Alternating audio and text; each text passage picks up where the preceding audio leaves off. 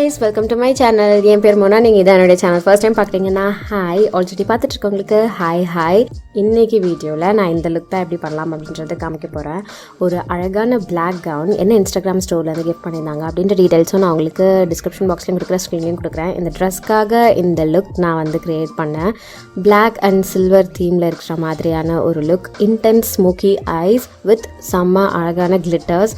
இதுதான் வந்துட்டு இந்த ஐ கான்செப்டாக நான் போனேன். அண்ட் சில குளறுபடி வேலைலாம் நான் இந்த வீடியோவில் பண்ணியிருக்கேன். அதெல்லாம் என்னென்ன அப்படின்றது வந்துட்டு இந்த டுட்டோரியலில் நான் உங்களுக்கு ஷேர் பண்ணிப்பேன். ஸோ இந்த லுக் நான் எப்படி க்ரியேட் பண்ணேன், என்னென்ன ப்ராடக்ட்ஸ் யூஸ் பண்ணேன், எப்படி இந்த லுக் அச்சீவ் பண்ணேன் அப்படின்ற டீட்டெயில்ஸ் எல்லாமே தெரிஞ்சுக்கணுன்னா இந்த வீடியோ பார்க்க கண்டினியூ பண்ணுங்கள். என்னுடைய சேனல் நீங்கள் சப்ஸ்கிரைப் பண்ணலன்னா ஒரு சப்ஸ்கிரைபும் பண்ணிக்கோங்க. இப்போ வீடியோக்குள்ளே போயிடலாம். என்னுடைய ஸ்கின் தேங்க்ஃபுல்லி கொஞ்சம் ரெக்கவர் ஆகிட்டுருக்கு. 1-2 பிம்பிள்ஸ் அங்கங்கே இருந்துகிட்ருக்கு. அதை நான் ட்ரீட் பண்ணிகிட்ருக்கேன். என்னுடைய யூஸ்வல் Dermavive ஹைட்ரா கிளென்சர் நான் யூஸ் பண்ணுறேன். இது வந்துட்டு சில பல பேக்குகள் நான் வந்து வாங்கி வச்சுருக்கேன். ஏன்னா இதுதான் வந்துட்டு என்னுடைய ஸ்கின்னுக்கு வந்துட்டு நல்லா ஒரு சூதிங்கான ஜென்டில் கிளென்சராக ஒர்க் ஆகிட்டுருக்கு இந்த டைமில் ஸ்பெசிஃபிக்காக. அடுத்து நியூட்ரிடர்மோட வைட்டமின் இ மாய்ஸ்சரைசிங் லோஷன் மட்டும் போட்டுக்கிறேன் என்னுடைய ஸ்கின் ப்ரெப்பிங்க்கு. இது ஒரு இன்டென்ஸான மாய்ஸ்சரைசிங் க்ரீம். எஸ்பெஷலி உங்கள் ஸ்கின் வந்து ரொம்ப சென்சிட்டிவாக இருக்குது அப்படின்னாலும் எல்லா ஸ்கின் டைப்பும் தாராளமாக யூஸ் பண்ணலாம். என்னுடைய ஸ்கின் இப்போ பார்த்திங்கன்னா கொஞ்சம் சென்சிட்டிவாக இருக்குது. அது நல்லாவே எனக்கே தெரியுது. ஸோ எனக்கு இந்த ஒரு மாய்ஸ்சரைசிங் லோஷன் வந்துட்டு என்னுடைய பேஸ்க்கு சூப்பர் நரிஷிங்காகவும் மாய்ஸ்சரைசிங்காகவும் லாங் லாஸ்டிங்காகவும் என்னுடைய மேக்கப்பை பார்த்துக்கிறதுக்கும் ஹெல்ப்ஃபுல்லாக இருக்குது. இதே க்ரீமை இன்னும் கொஞ்சம் எடுத்து என்னுடைய அண்டர் ஐ ஏரியாவில் என்னுடைய அண்டர் ஐ க்ரீம் மாதிரி நான் போட்டுக்கிறேன். எக்ஸஸ் மாய்ஸ்சரைசிங் அந்த ஏரியாவில் எனக்கு வேணும் அப்படின்றதுக்காக அதை அழகாக என்னுடைய ஸ்கின்னில் மசாஜ் பண்ணிவிட்டு கொஞ்சம் ப்ராடக்ட் என்னுடைய கழுத்துலையும் போட்டு அடுத்து ப்ரைமருக்கு போய்க்கிறேன். இப்போ நல்லா மாய்ஸ்சரைஸாக இருக்குது நம்ம முகம். அந்த எண்ணெய் வழிகிற மாதிரியான லுக் வந்துட்டு மேக்கப் போட்டோடனே தெரியக்கூடாது அப்படின்றதுக்காக நான் வந்து ஒரு சிலிக்கன் பேஸ்டு ப்ரைமர் எடுத்துக்கிறேன் அந்த நிக்ஸில் இருந்து. ஸோ இதை எடுத்து யூஸ்வலாக எனக்கு எங்கே வந்துட்டு அந்த ரொம்ப ஆயிலியான லுக் வருமோ அந்த ஏரியாலாம் போட்டுக்கிறேன். கன்னம், மூக்கு, நெத்தி, அப்புறம் வாய்க்கீழே இந்த ஏரியாலாம் போட்டு ஸ்ப்ரெட் பண்ணிவிட்டு அடுத்த ஸ்டெப் கலர் கரெக்ஷன் போய்க்கிறேன். கலர் கரெக்ஷனுக்கு நான் என்னுடைய பேக் ரஸ்டி ஆரஞ்ச் கரெக்டர் வந்து நான் எடுத்து கலர் கரெக்ட் பண்ணிக்கிறேன். கலர் கரெக்ஷன் அப்படின்றது பார்த்தீங்கன்னா ஆப்ஷனலான ஒரு ஸ்டெப்பு தான். உங்கள் ஸ்கின்னில் நிறைய ப்ராப்ளம்ஸ்லாம் இருக்குது. Like dark spots, black spots, pigmentations, டிஸ்கலரேஷன்ஸ்லாம் இருக்குது. உங்கள் ஃபவுண்டேஷன் க்ரே ஆகுது அப்படின்ற மாதிரியான ப்ராப்ளம்லாம் இருக்குன்னா நீங்கள் கலர் கரெக்ஷன் ட்ரை பண்ணி பாருங்கள். ஆரஞ்ச் கரெக்டர் இருக்குது, ரெட்டிஷ் ஆரஞ்ச் கரெக்டர் இருக்குது, ரெட் கரெக்டர் இருக்குது. உங்கள் ஸ்கின் டோனுக்கும் உங்கள் பிக்மெண்டேஷன் லெவலோட இன்டென்சிட்டி பொறுத்து உங்களுடைய கரெக்டர் நீங்கள் சூஸ் பண்ணிக்கோங்க. ஃபேர் ஸ்கின் டோனில் இருக்கீங்க, நீங்கள் ரொம்ப ஜாஸ்தி இல்லை உங்களுக்கு பிக்மெண்டேஷன்ஸ்லாம் அப்படின்னா ஒரு பீச் கரெக்டர் நீங்கள் யூஸ் பண்ணிக்கலாம். ஸோ இதை என்னுடைய ப்ராப்ளமேட்டிக் ஏரியாஸ்லாம் நான் அப்ளை பண்ணிவிட்டு என்னுடைய கை வச்சு நான் ஃபஸ்ட்டு ஸ்ப்ரெட் பண்ணிக்கிறேன் எவ்வளோ தூரம் வேணும் அப்படின்ட்டு. அப்புறம் எக்ஸஸ் ப்ராடக்ட்டில் இன்னொரு ஃபிங்கர் வச்சு நான் வந்து ரிமூவ் பண்ணிக்கிறேன். அதுக்கப்புறம் ஒரு டேம்ப் பியூட்டி ஸ்பஞ்ச் எடுத்துக்கிறேன். இதை எடுத்து நான் என்னுடைய ஃபேஸில் அந்த ஆரஞ்சு போட்டனால அதுக்கு மேலே ஒரு வாட்டி ரன் பண்ணிக்கிறேன். இது எக்ஸஸ் ஆரஞ்சு எதாவது இருந்ததுன்னா அது எல்லாத்தையும் வந்துட்டு இது உறிஞ்சிக்கும். அடுத்தது இந்த கலர் கரெக்டரை நான் கன்சீல் பண்ண போகிறேன். ஸோ ஃபஸ்ட்டு குளறுபடி வேலை இதுதான். நான் முன்னாடி இந்த ஷேட் யூஸ் பண்ணிட்டு இருந்தேன் கைஸ், ஓகேவா. இது வந்து டாஃபி எல்லைகள்லேருந்து என்னுடைய ஸ்கின்னுக்கு முன்னாடி அது வந்து செட் ஆகும். ஆனால் இந்த வாட்டி பார்த்திங்கன்னா கொஞ்சம் லைட்டரான மாதிரி எனக்கு வந்து தெரிஞ்சிச்சு. அது டியூப்பில் இருக்க ஷேட் ப்ராப்ளமாக இல்லை என் மூஞ்சில் இருக்க ஷேட் ப்ராப்ளமானு எனக்கு தெரியல. ஆனால் சரி ஓகே, கை வச்சுட்டோம், இதுலேயே நம்ம வந்து ஒர்க் பண்ணலாம் அப்படின்ட்டு நான் அதுக்கப்புறம் இந்த கன்சீலர் போட்ட அப்புறம் தான் என்னுடைய ஃபவுண்டேஷன் ஷேட் மாற்றினேன். ஸோ இந்த மாதிரி மிக்ஸ் அண்ட் மேட்ச் பண்ணி போடும்போது தான் அவங்க பேஸ் வந்துட்டு ப்ராப்பராக ஒர்க் ஆகும். எல்லாமே லைட்டர் ஷேடாக போட்டிங்கன்னா பேய் அடித்த மாதிரி ஆகிடும். எல்லாம் டார்க் ஷேடாக போட்டிங்கன்னா முகம் இருக்கிற இடமே தெரியாத மாதிரி ஆகிடும். ஸோ அது ப்ராப்பர் பேலன்ஸ் இருக்கணும். ஒரு ஸ்டெப்லையும் நீங்கள் டிஃப்ரெண்ட் ஷேட்ஸ் போடும்போது ஒரு proper balance of different undertones and shades அதெல்லாம் வந்து இருக்கணும். ஒரே ஷேட் உங்களுக்கு ஒர்க் ஆகுது அப்படின்னா உங்களுக்கு ஆல்ரெடி ஃப்ளாலஸ் ஸ்கின் இருந்தால் மட்டும்தான் அந்த மாதிரி ஒர்க் ஆகும். நிறைய இந்த மாதிரி ப்ராப்ளம்லாம் இருக்குது, டிஸ்கலர்டாக இருக்குது அப்படின்னா 2-3 ஷேட்ஸ் நீங்கள் மிக்ஸ் பண்ணால் மட்டும்தான் ஒர்க் அவுட் ஆகும். ஸோ இந்த கன்சீலர் வச்சு என்னுடைய ஆரஞ்ச் கரெக்டர் நான் ஃபுல்லாக ஹைட் பண்ணிக்கிட்டேன். இப்போ நீங்கள் நினைக்கலாம் இதுவே வந்து கரெக்டாக இருக்குது, இதுக்கு மேலே எதுக்கு ஃபவுண்டேஷன் அப்படின்ட்டு. பட் நீங்கள் பார்ப்பீங்க நான் எத்தனை லேயரிங் வேலை இன்றைக்கி பண்ணுறேன் அப்படின்ட்டு. என்னோட இந்த நிக்ஸ் கான்ஸ்டப் ஒன் ஸ்டாப் ஃபவுண்டேஷன் எடுத்துக்கிறேன். இது என்னென்னா இது ரொம்ப ட்ரை ஆகிடும் அந்த நாசல் ஓட்டைக்கிட்ட. ஒரு பின் வச்சு ஓட்டை போட்டுட்டு வருதான்னு செக் பண்ணி பார்க்கும்போது என்னுடைய உள்ளங்கையிலே நான் ப்ராடக்ட் வந்து எடுத்துட்டேன். இது வரைக்கும் என் ஃபவுண்டேஷன் நான் உள்ளங்கையில் கொட்டி எடுத்து அப்ளை பண்ணதே கிடையாது. அப்புறம் நான் என்ன பண்ணுறேன்னா மேக்கோட ஸ்ட்ரோப் க்ரீம் எடுத்துக்கிறேன், பிங்க்லைட் அப்படின்னு நினைக்கிறது. அதை எடுத்து அந்த ஃபவுண்டேஷனோட மிக்ஸ் பண்ணி இதை என்னுடைய முகத்தில் வந்து இப்படி அப்ளை பண்ணிக்கிறேன். ஸோ இது என்னென்னு பார்த்தீங்கன்னா ஒரு எக்ஸ்ட்ரா கவரேஜ் இது. அண்ட் உங்களுடைய ஸ்கின்ல லாங் லாஸ்டிங்காக உங்கள் பேஸ் பார்த்துக்கும். நீங்கள் ஒரு டெய்லி லுக் பண்ணுறீங்க அப்படின்னா அந்த ஆரஞ்ச் கரெக்டர் அதுக்கு மேலே கன்சீலரோடு நிறுத்திக்கலாம். பவுடர் இல்லைனா காம்பாக்ட் அடித்து செட் பண்ணிவிட்டு நிறுத்திக்கோங்க. எங்கேயாவது ஈவெண்ட் போகிறீங்க இல்லைன்னா நீங்கள் உங்களுக்கே கூட கல்யாணம் நீங்கள் உங்களுடைய ஓன் மேக்கப் பண்ணிக்க ஆசைப்படுறீங்க அப்படின்னா இந்த மாதிரி பேஸ் லேயரிங்ஸ் முக்கியம். அதுக்காக திக்காக போடாதீங்க, கரெக்டான குவான்டிட்டியில் போடுங்க, உங்கள் ஸ்கின்னுக்கு தேவையான குவான்டிட்டி போடுங்க. அப்புறம் நான் இன்றைக்கி வந்து எக்ஸ்பெரிமெண்ட் பண்ணலான்னு பார்த்தேன். அதாவது ஃபவுண்டேஷன் முடிச்சுட்டு ஐ மேக்கப் பண்ணிவிட்டு அதுக்கப்புறம் மறுபடியும் ஃபேஸை முடிக்கலாம் அப்படின்ட்டு நான் என்ன பண்ணுறேன்னா என்னுடைய ஐலிட்ஸ் வந்து ப்ரெப் பண்ணிக்கிறேன் ஃபர்ஸ்ட். அதே மாதிரி ஐப்ரோஸும் இந்த வாட்டி நான் ஃபஸ்ட்டு பண்ணல, மேக்கப் ஒரு முக்கால்வாசி முடிஞ்ச அப்புறம் தான் பண்ணுறேன். ஐ ஷேடோ ஒர்க்குக்கு நான் ஸ்ட்ரெயிட்டாக போய்க்கிறேன். ஒரு லைட் ப்ரௌன் ஷேட் ஃபர்ஸ்ட் எடுத்துக்கிறேன். சாஃப்ட் சால்மன் ஷேட் இந்த ஹுடா பியூட்டி பேலட்லேருந்து எடுத்து என்னோடய ட்ரான்சிஷன் ஏரியாவில் போடுறேன். அடுத்து இந்த ஒரு பேல் பிங்க் ஷேட் எடுத்து அகேன் அந்த சாஃப்ட் சால்மன் ஆரஞ்ச் ஷேட் மேலே வந்து போட்டு பிளெண்ட் பண்ணிக்கிறேன்.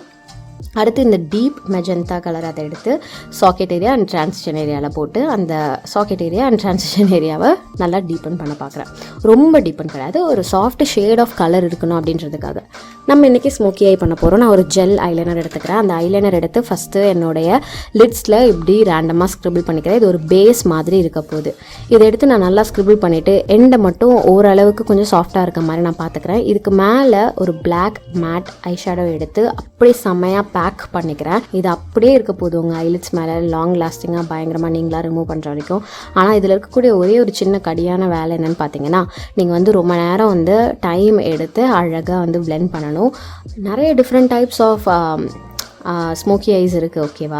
அதில் இந்த டைப் பார்த்தீங்கன்னா நீங்கள் கொஞ்சம் நேரம் டைம் ஸ்பெண்ட் பண்ணி பிளெண்ட் பண்ண வேண்டியதாக இருக்கும். ஸோ நான் வந்து குட்டி ப்ரஷ், பெரிய brush, baking brush, eyeshadow shader ப்ரஷ்ன்னு மாற்றி நான் வந்துட்டு பிளெண்ட் பண்ணுறேன். இந்த ப்ரஷஸ் எல்லாமே வந்து பார்த்தீங்கன்னா ப்ளூமில் இருந்து நான் யூஸ் பண்ணியிருக்கேன்னு நினைக்கிறேன்.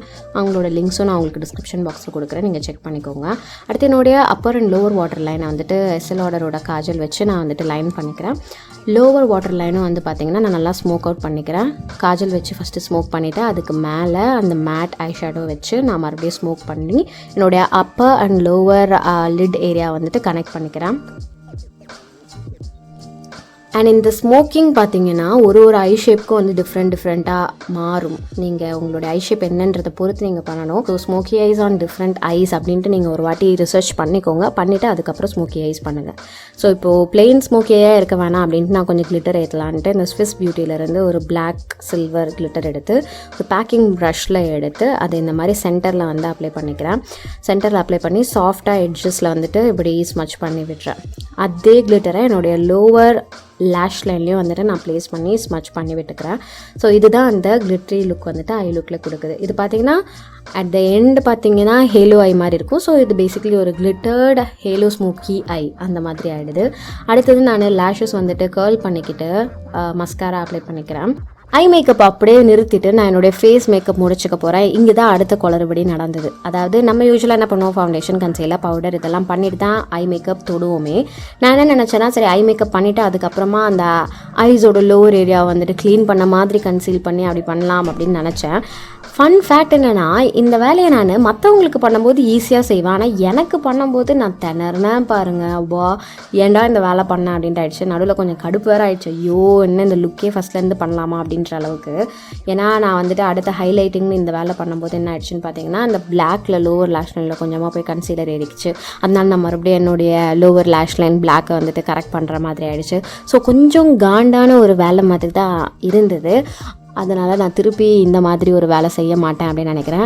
அப்படியே செய்கிறனாலும் என்னுடைய அப்பர் லிட் ஏரியா மட்டும் நான் முடிச்சுட்டு லோவர் லேஷ் லைன் எதுவும் தொடாமல் அந்த பேஸ் வேலை, அதாவது ஃபவுண்டேஷன், கன்சீலர், பவுடர் இது எல்லாத்தையும் முடிச்சுட்டு லோவர் லேஷ் லைன் வேலை, ஸ்மோக்கிங் வேலை அதெல்லாம் நான் பண்ணலாம் அப்படின்ட்டு இருக்கேன்.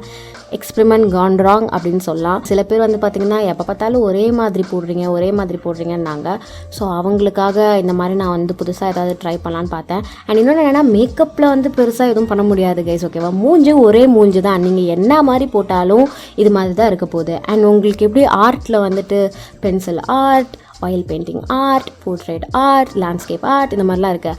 அது மாதிரி மேக்கப்லேயும் வந்து நிறைய இருக்குது. நீங்கள் வந்துட்டு நிறைய ஃபிக்ஷன் கேரக்டர்ஸ்லாம் வந்து பண்ணலாம், இல்லைனா ரொம்ப க்ரியேட்டிவான லுக்ஸ் பண்ணலாம், ரத்த கலரியான லுக்ஸ்லாம் பண்ணலாம். அது வந்து எனக்கு இப்போ இன்ட்ரெஸ்ட் இல்லை, அதனால நான் வந்து அது பண்ணாமல் இருக்கேன். இந்த மாதிரி வேரபிள் ஃபெஸ்டிவி லுக்ஸ்லாம் வந்து நான் வந்து பண்ணி காமிச்சிட்ருக்கேன். ஃப்யூச்சரில் அந்த மாதிரி வந்ததுன்னா நான் ட்ரை பண்ணி காமிக்கிறேன். சும்மா கடமைக்கேன்னு பண்ணக்கூடாதுன்னு எனக்கு என் மனசு சொல்லுது.